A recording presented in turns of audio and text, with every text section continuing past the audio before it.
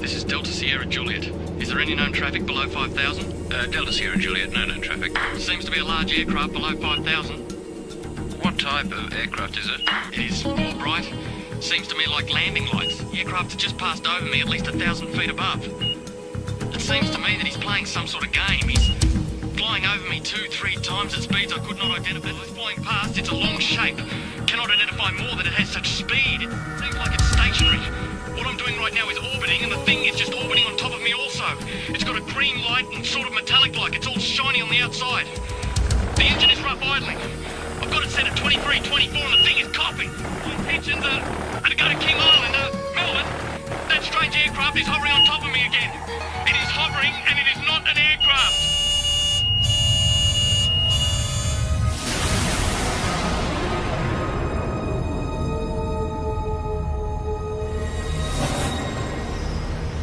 What you've just heard was a recreation of the final words spoken by pilot Fred Valentich before his plane disappeared over Bass Strait. Even though it's been 19 years since Fred disappeared, the mystery surrounding what happened to him still hasn't faded. He just vanished without trace, and his family believed he was taken by an unidentified flying object. Recent years has been an explosion of UFO sightings in Australia. Whenever you mention the topic, people seem to have their own theories and opinions, or even their own stories. It was orange like a sunset, and it was just spanning across the road. I can't move, man. Moving forward in time through the experience. Then this tall, dark being just appeared in front of the craft. And I mean, it looks like a traditional, every day of the week, comic book flying saucer.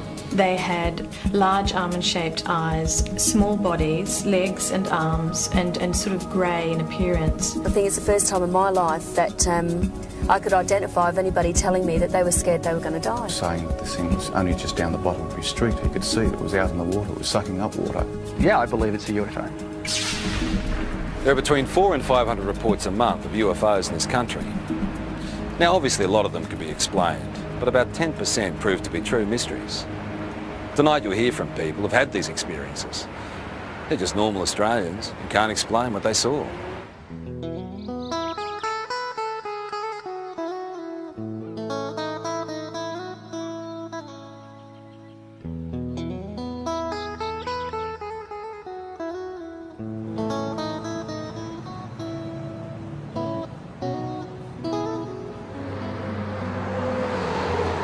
I was travelling from Sydney in a northerly direction toward Gosford along this particular road here, the Pacific Highway, and it was quiet. There wasn't a lot of traffic. It was early Christmas morning, and I was just gazing out of the front window of the car, and I saw approximately half a kilometre away a bright silver metallic object crossing from south to north.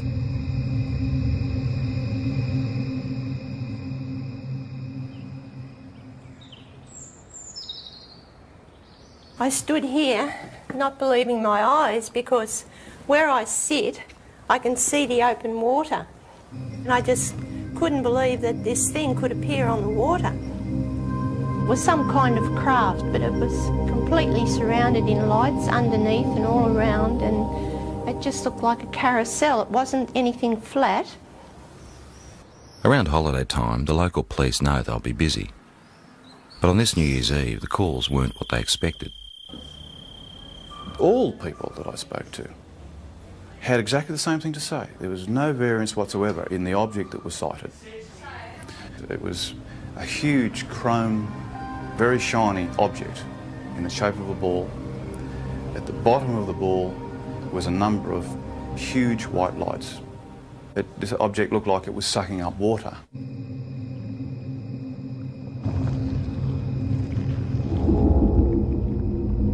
Some calls were quite frightful in their voice.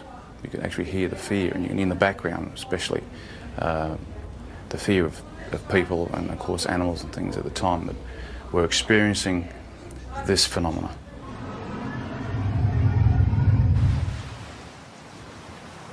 We're looking out above this headland here, and we're watching a bright light move in a strange fashion that you'll never see, or we never saw anyway. It was moving quickly, and move, for instance, in a zigzag fashion. We were watching it for 10 to 15 minutes, move in this direction north, and we just saw this bright light, 15, 20 metres above our car. Just a bright light, emanating light towards our car. It was just awesome. All of a sudden I saw these lights come out of the water like a cylinder and flash, and the top of the water all lit up. And as that light was up, I could hear the rushing of water, movement of water, and then the water being raised up, and then shortly after, down comes the water on top of the lake. I noticed this rather bright light that seemed to be on the right-hand side of the car, and it seemed to be following us for quite a while. And then all of a sudden it turned and went at a right angle right across the expressway in front of the car. It was large, round, and it seemed to have a stream of sparks flying out the back of it. I don't know what it was, but it was most peculiar. After the initial New Year's Eve reports to police, the local Sun Weekly newspaper got hold of the story. There were hundreds more people at home that obviously thought they'd seen something quite out of the ordinary, but were too scared maybe to come forward and actually say that they'd seen something.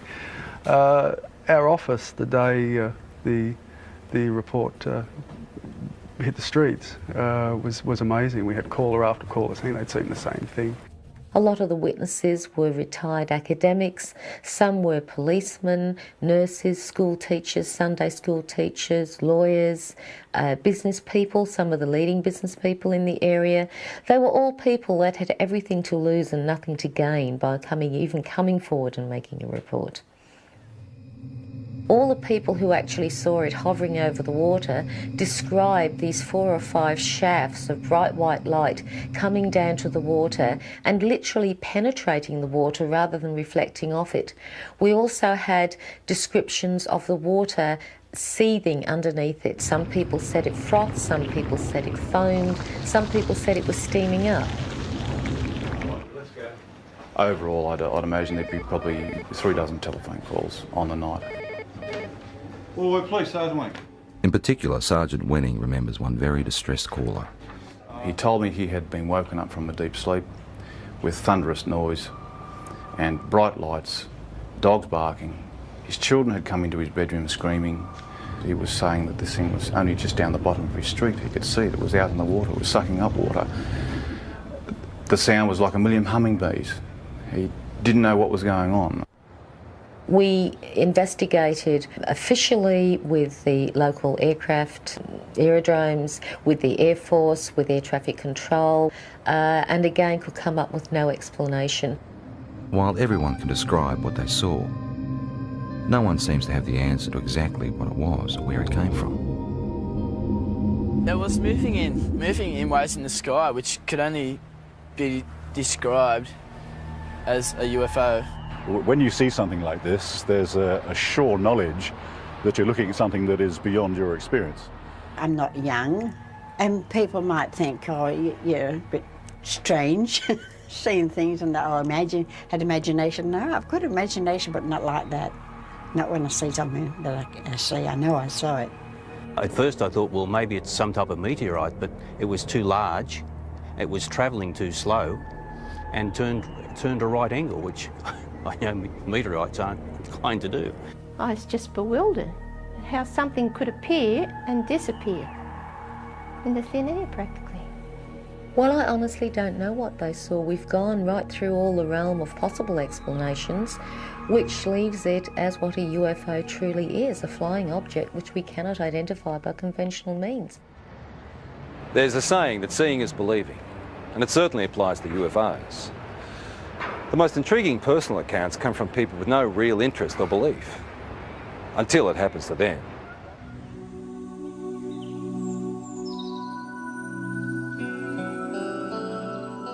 Before this happened to me, I can be honest, I could say that I was in that category of being naive. I didn't believe it.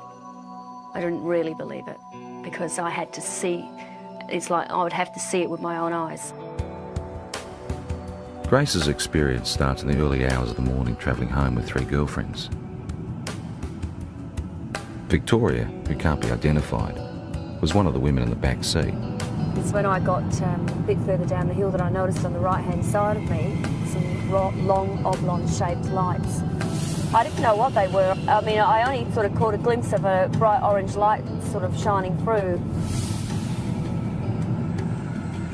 As I got down the hillside and started to come around the corner by this little hotel that takes us back through the back roads towards the freeway, one of the girls in the back noticed a very bright white light with a type of blue haze around it.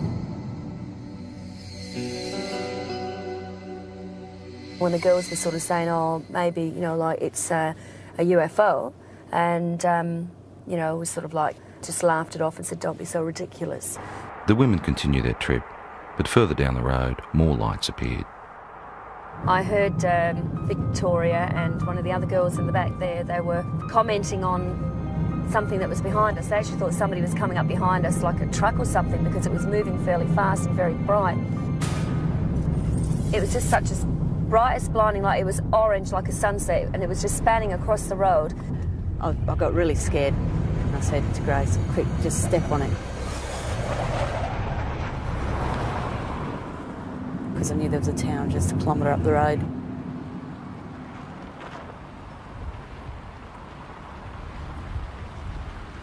As we got closer into the middle of this car parking area and looked up, we could see this ship.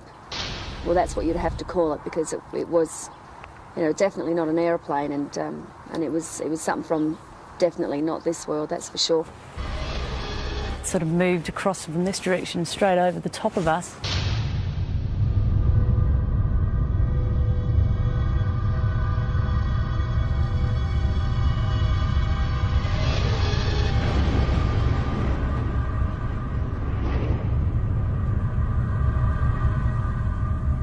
Sort of disappeared into a gully where we lost sight of it.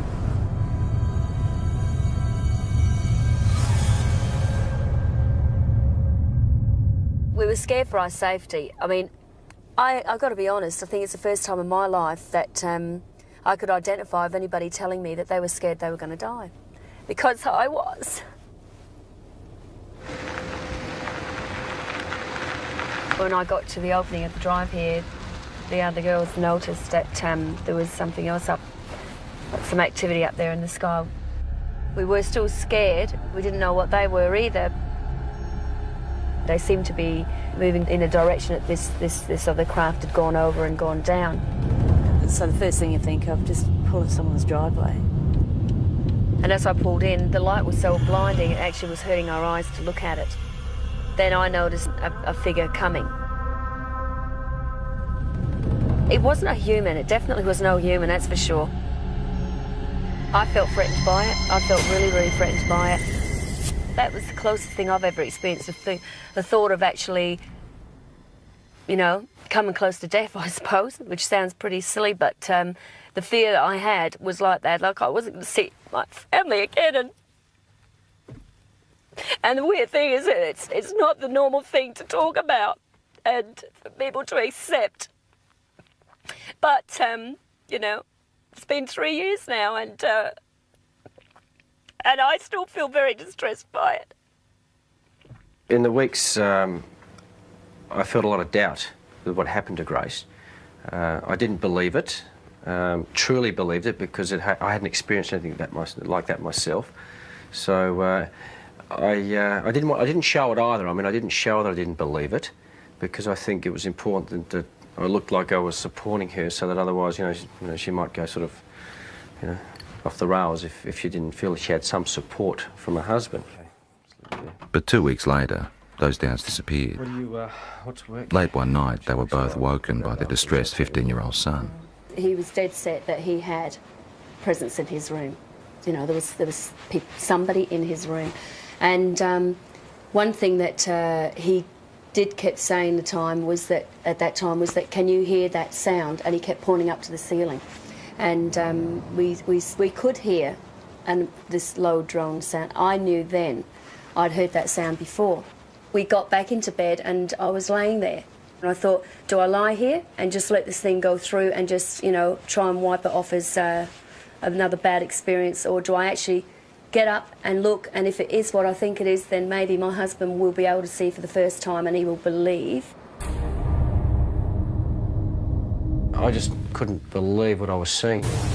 When you see an object that's just sort of floating through the air, like at slow pace, and you think to yourself, oh my God, it struck me as, you know, being awesome. It's just something unbelievable. It was a relief that he was able to see this thing, and all I kept saying was that was the thing that was there the night when I was with the others. Certainly by its nature, by the way characteristics of the way it just hovered across the house at a slow pace. Yeah, no, nothing man-made. Not from this country, not from this earth, I should say. So you want me to... Even though Grace and her husband ended up experiencing the same craft, their ways of coping with it differ. You either accept it or you don't accept it, and I tend to say now, after I've seen it with my own eyes, I accept it, but I don't, you know, harp on about it and talk about it, and if it's just one of those things that you try and leave as a part of your life that's happened, and let's get on with things, let's move on from here, you see. And that's how I sort of try and treat it, rather than try and find an explanation as to what it is. Yeah, I really don't have a theory yet. It's basically, it's more the fear. Again, I don't know why, because I'm still here and I am healthy, you know, I mean, but the fact is it's just a worry because you don't know. You just don't know. What do you reckon it is? Got no idea. Images of UFOs caught on video over the years tend to raise more questions than they answer. They are visitors. Yeah? Yes, UFO. Working out whether there is something out there has intrigued researchers for years. There's no doubt that there is a physical dimension to this UFO phenomenon, and it appears to involve some form of technology, and many cases certainly suggest that we're dealing with an exotic technology that might be something certainly foreign to our environment. When a Melbourne photographer saw images like these, he was interested enough to go on standby to try and capture on film whatever was buzzing the sky over Narre Warren in June 1996. I got the phone call and I was told that the lights were spinning across the tree line over the homes. What I did was put the camera onto the object, allowing it just to come into frame, hit the shutter, count to 20, stop, wind, move the camera to the next part of the frame, start the shot, count to 20, let it go, and so forth. The first night, the result of the photographs showed just light trails of this object going across over the tree line. The second night, with higher speed film and higher magnification lens, is where we actually captured the shot of the disc. This thing was, the only way to explain it was moving across the air like ice on a hot plate, very, very smooth. Later in the program, Doug's photos will be studied by an independent expert. Well, it was flying, it's unidentified, and it was definitely an object. What it will be, and I hope with the analysis will prove me right. But yeah, I believe it's a UFO. In the UFO community, the term hypnotherapy is like a buzzword. It's the thing to try if you feel you have secrets of the past to unlock. While mainstream medicine doesn't necessarily recognise it, people who've had UFO encounters believe it helps.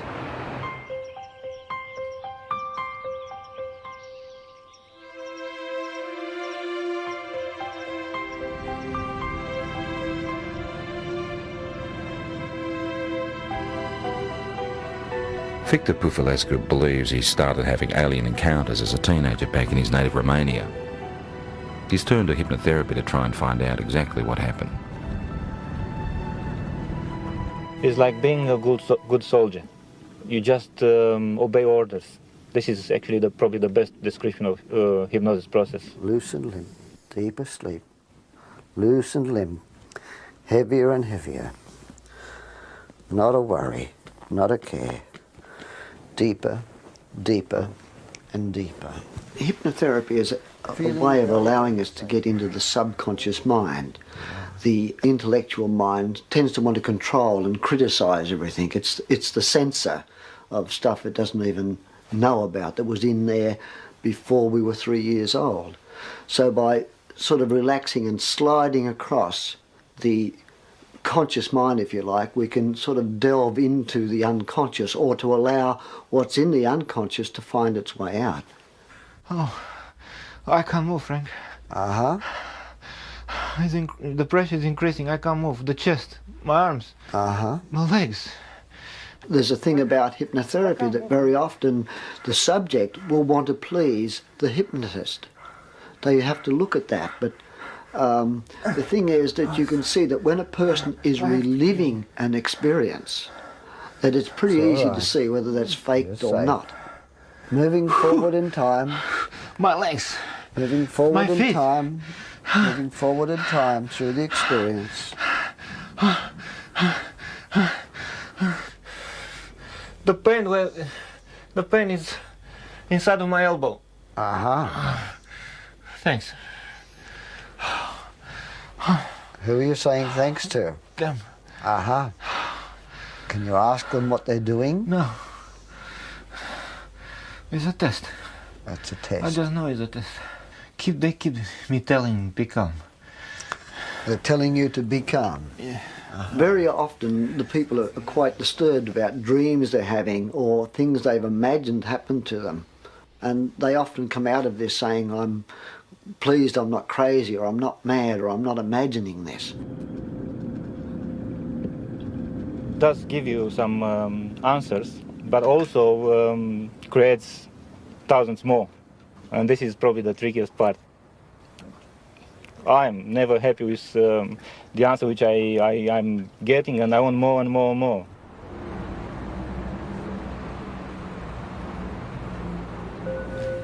Just relaxing as much as you can with every breath.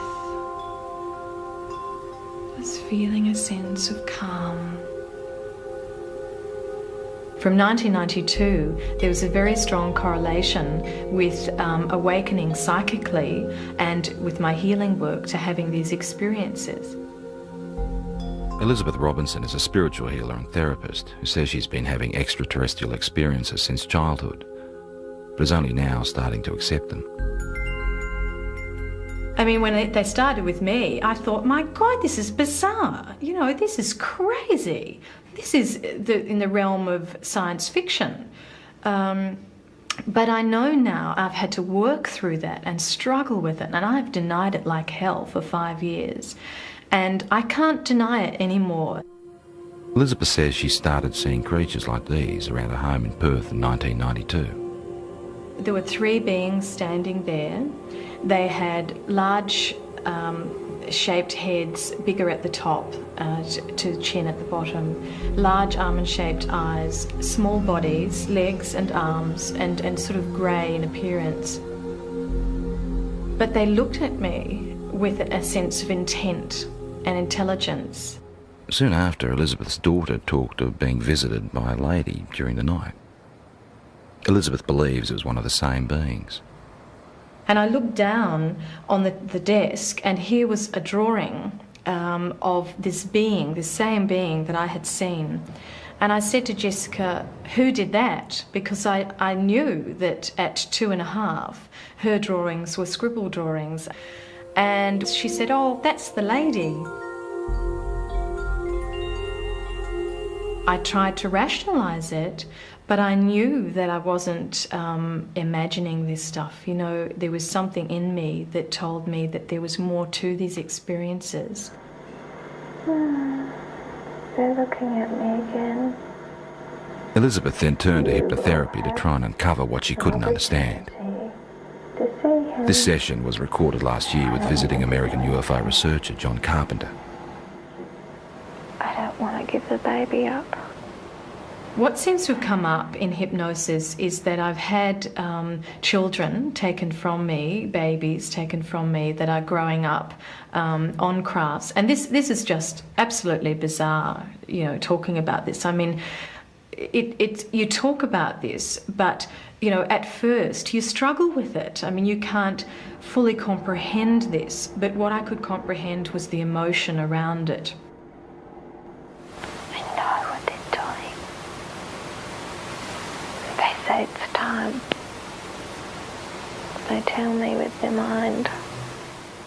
The emotions are so real, they're raw, they're, you know, the grief is there, the terror is something like I've never felt before. They're just doing what they're doing. What are they doing? They're getting the equipment ready. Part of the reason why they're involved here on Earth is to help us awaken, but there seems to be some sort of reciprocal type of arrangement whereby, you know, they're coming to Earth and they're creating a new race of beings, or creating some sort of hybrid race of beings. I used to think, okay, I'm dreaming, until I used to be able to get up, go to the bathroom, make a cup of tea, come back, sit down, they'd still be waiting for me. And I think, oh. Elizabeth and colleague Mary Rodwell now run a support group in Perth for people who've had alien experiences. And this is what I mean, my business is emotional trauma. That's why I'm here. And I won't deal with fantasy. I can't deal with fantasy. So it's about emotional trauma. These people are stressed quite desperately with fear and anxiety about a lot of things that they only have a vague idea often about, but often is because they've remembered being taken. I went 3 months with barely any sleep. If you remember, I told you about 11 or 12 weeks, barely any sleep. Most of them just want to live an ordinary life. They don't want this to happen. So for them to have the chance to at least talk about it and release all the anxiety and fear around that as much as they can around talking about it, it seems that through that there is real healing. For me, I became very frightened that I would be labelled crazy or, you know, hallucinate, whatever it was, and that I couldn't have somebody to relate this experience to that would honour my experience. Have either Elizabeth has always kept journals about her experiences, which she is now using to write a book. I saw a grey being appear, white-grey colour. In the dream, I was searching for my son, even though the child dream of trying to run away from several grey beings, but as fast as I ran or wherever I really don't expect someone to be able to say, absolutely, you know, this is real, because, you know, you always doubt yourself, but you know that it's real, and you have to come to some point and stop denying it, and that's what I'm starting to do. Sorting out the facts surrounding UFOs can be tough, unless of course there's something that science can put to the test.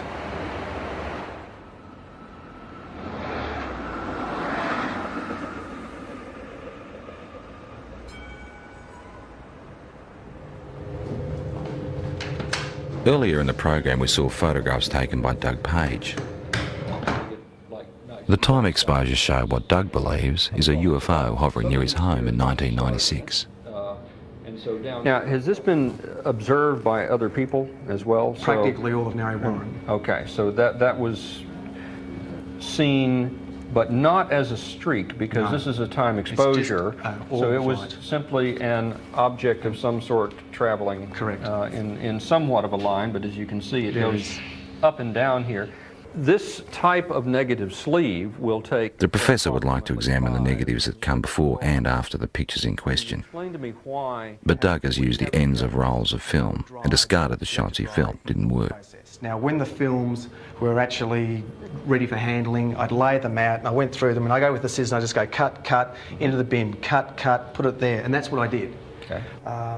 After examining the camera the shots were taken with and checking density readings on the negatives, the next step is to enhance the images on the computer.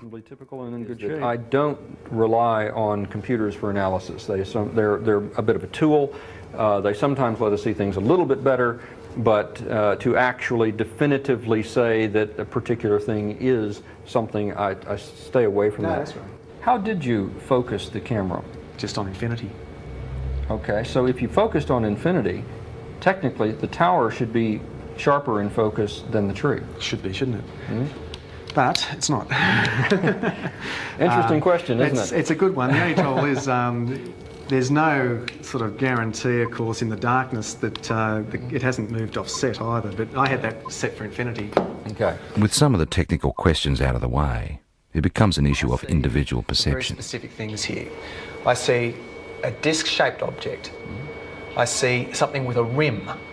Okay, there is definitely a lip. There are what appears to be lights. There's big, there's another small one in between, another one. So we've got something that is geometrically laid out. You can see a texture, and you can see definitely on the dark side of it something. So something's in shadow. I mean, it looks like a traditional, every day of the week, comic book flying saucer. My first impression of this when I saw it, again, was a trumpet, a circular object here, that we have a bell shape that comes out, like so. This is unexplained optical, either artifact, phenomena, or reality, or could be, could be an object, but it is totally undefinable. And of technical concern is the fact that the start of the time exposure is more in focus than the end shape. Does it make any sense to you that if this was moving and it's decelerating, would that have a bearing on the shape of the line? If it was slowing? Because no, it shouldn't. It should be exactly the same sharpness.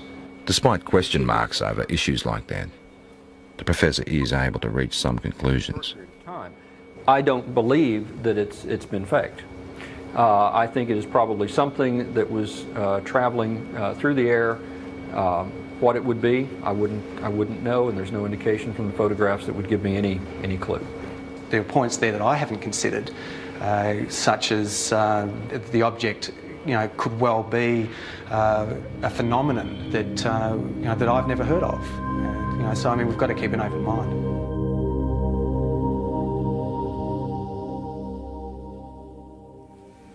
I don't know, maybe between 6 and 8, I would assume. Okay. They were fairly intense, or? Yeah, they were very close together as well. Right, okay.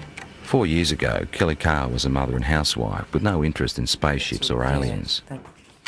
Now she's using technology to reconstruct images of her own encounter. It does give the idea of the lights there, but the brightness of the light, it gives a good impression, except that the colour doesn't seem right. Kelly's account starts in August 1993. My husband and I were driving up to my girlfriend's place in Monbulk, which is in the Dandenong Mountains. We were driving on Belgrave-Hallam Road, and it was just on dusk. I saw what I thought was round orange lights in the field. It looked unusual to me.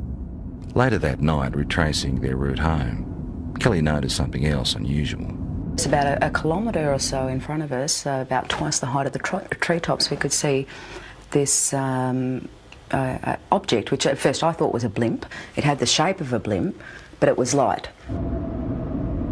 As we got closer to it, the light seemed to sort of separate, and it was actually these a row of round lights, and they were orange.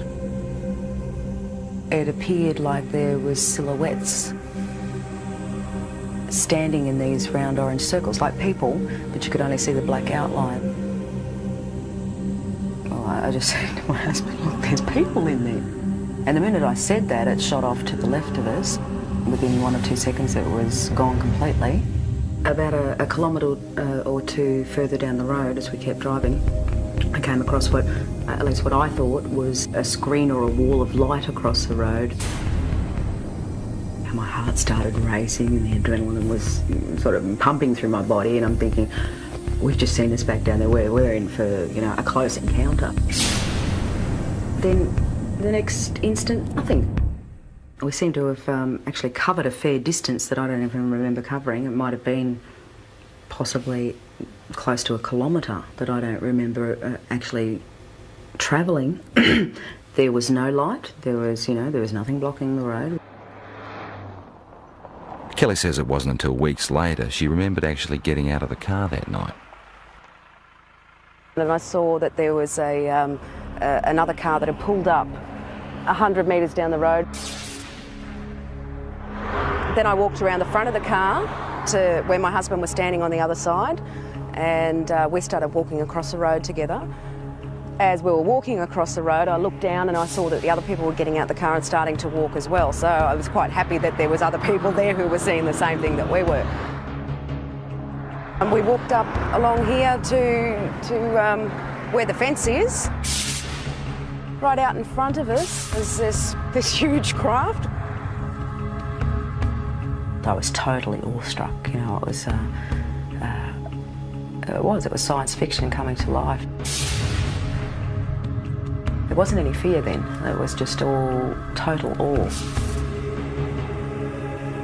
We stood here, I guess side by side, my husband and I, for about 30 to 45 seconds. Then this tall, dark being just appeared in front of the craft, and he was followed by about another 7 or 8 that appeared straight behind him. I felt this energy go through me. It's like nothing I've ever experienced before in my life. It was like some sort of low-level frequency that came in waves, but it was so dense that I could actually physically feel it going through my body. And that feeling absolutely terrified me. It was like, I can't even explain the horror that I felt just feeling this. And I began screaming. The minute I did, the eyes on these things lit up and they came charging across the field. Halfway across, they split up into 2 groups. Some headed off down there and the rest came directly towards us. I felt this blow to my stomach, and the next thing you know, I'm back here somewhere on the grass. It literally lifted me off of my feet. And I thought I was going to die.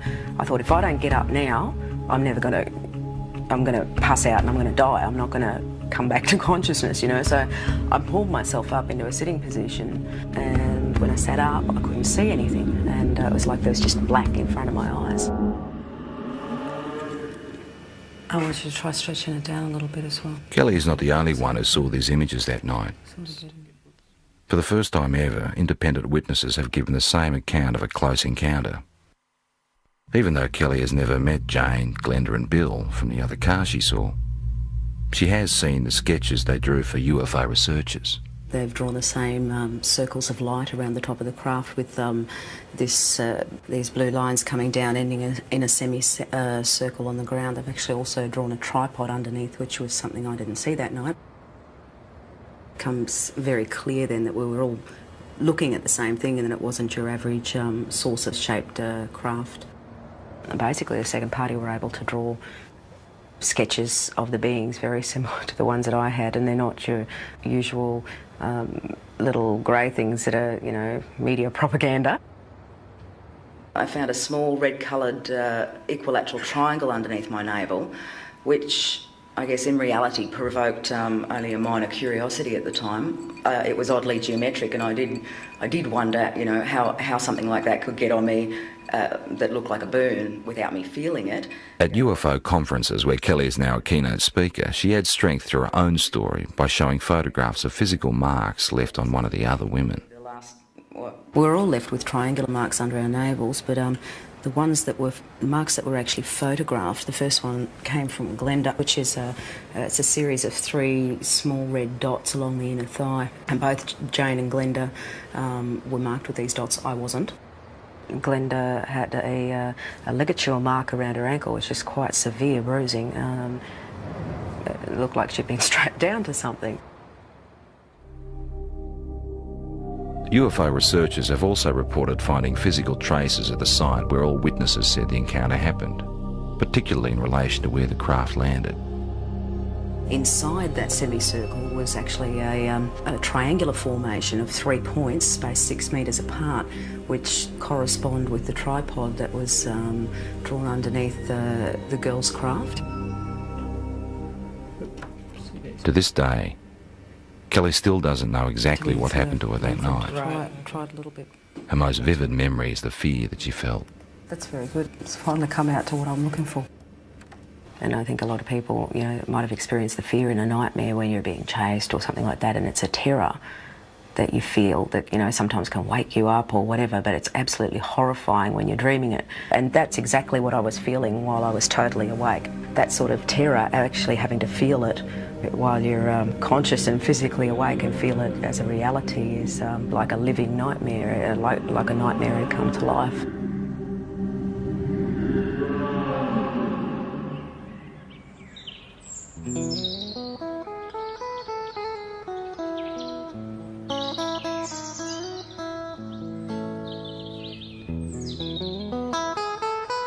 We've moved out onto 138 acres. We don't have electricity. We use all our own fuel, like for both our fires. We're in the process of trying to become self-sufficient as far as food's concerned. We just lead just a very different lifestyle. Denise Borrett says it's her encounters with strange beings that have helped her make the decision to live this way. There's one of our missing. I believe at the moment that they're giving us quite a dire warning about what's happening to the planet and what's going to happen to us unless we actually wake up to what we're actually doing. They seem to open parts of your mind that aren't open before, and or they help you to do that. I don't know, but all I know is that I'm a very changed person since I've had my experience. Well, lifestyle changes you'd think shouldn't happen to people if these things aren't physically occurring. So I guess it's a little piece of evidence to suggest that something really startling and extraordinary must have happened to a person because of the changes that they do go through. Denise says her visitors have the ability to render her husband unconscious, so he never actually experiences the aliens, but he does have physical scars. Well, I know I've got a lot of scars on my body, and I know basically where they all came from, but this one, in that particular place, I've got no idea. I just woke up one morning and I happened to comment to her, so I've got this funny little mark on my arm, and she had a look and she had one in exactly the same place because she said she could remember it happening. And I can actually remember them cutting it. I can remember it was like a little spatula or whatever. But again, there was no pain or anything, and the next day mine had completely healed up, whereas Les's had actually scarred. And I thought, well, they're in identical spots and they're identical size, so obviously something was going on. People who've had multiple abduction experiences very often get very concerned about the environment. They get very concerned about healthy lifestyles. They get very interested in the possibility of life elsewhere. They get very interested in promoting the message that there's something actually going on.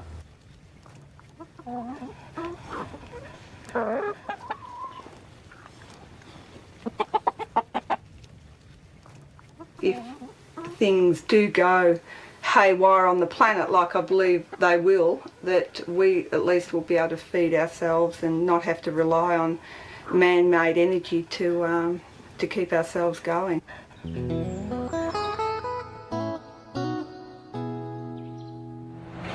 It's pretty obvious that the people that had these experiences are convinced there's more to what's out there than most of us realise.